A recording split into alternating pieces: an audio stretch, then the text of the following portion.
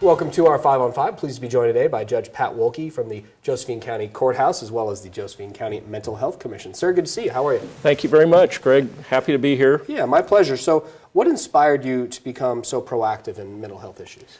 I started a mental health court in Josephine County back in February 2009, so I've had almost 10 years of experience working with people with serious mental illness, and by that we usually mean schizophrenia or bipolar disorder.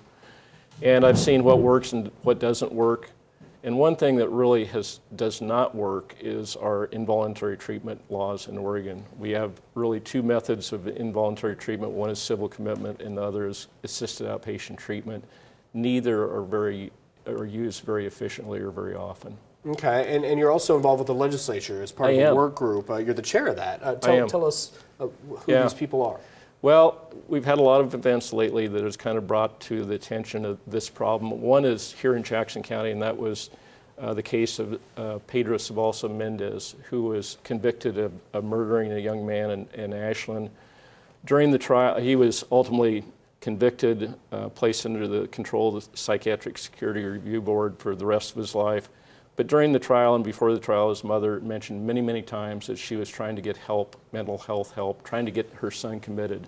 And the bar was just too high for him to get committed. Even though he was threatening others and threatening himself, he couldn't get civilly committed. There's another case up in Portland where a woman by the name of Karen Batts, who was she was a Rose Festival princess. She then thereafter developed schizophrenia. And at age 52, she bounced from situation to situation, but at age 52, she froze to death in a parking garage in Portland about a year ago. Again, she was another person that the bar was too high, so they couldn't get any help for Karen. So Senator Prozansky, who's the chairman of the Senate Judiciary Committee, appointed me to chair this work group to try to do better in those two areas. And we've already met twice. We're going to meet again next Thursday. And we have we have about 25 people. We have representatives of all state government agencies that are involved, the Judiciary Department, the Justice Department, Oregon Health Authority. We have attorneys that are really involved in this, appellate attorneys, defense attorneys, prosecutors.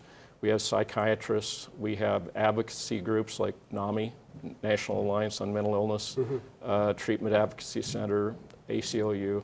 So what we're trying to do, we're trying to draw up some proposals for the 2018 or 2019 legislature to put some fixes in this area of involuntary treatment. Certainly a lot of opportunities for fixes, I'm sure. We're going to take a quick commercial break. Not much more in a moment. Stay with us.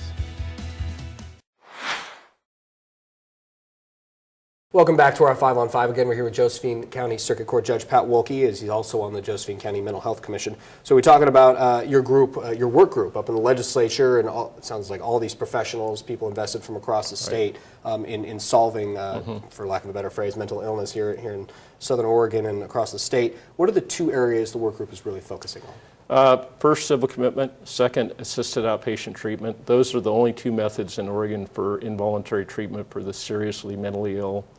And they're rarely used. They're not efficiently used, so we're trying to do something about that. In the area of civil commitment, the problem is that our statutory definition of the criteria for civil commitment is extremely vague. We're about the only state in the union that just says, you know, you can be committed if you're a danger to yourself or others or unable to provide for your basic needs.